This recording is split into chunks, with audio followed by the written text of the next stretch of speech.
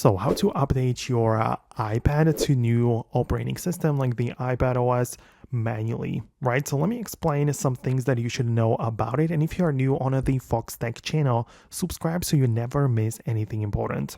So of course, you can go to the settings app, check out the general section of the settings where you can see the software update. And at the top of the list, we have the automatic updates section.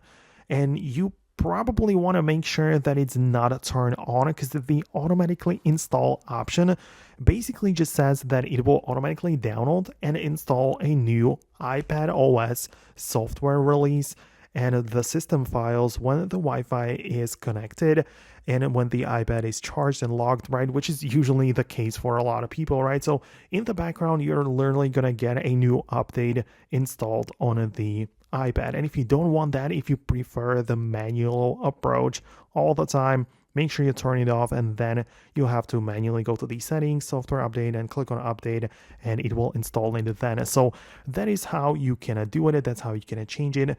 Keep in mind that some people can also update their iPad through a computer, so you can also connect it to the like Mac or Windows and open up the Finder or iTunes, and there you can as well just update to the latest version if you prefer it that way.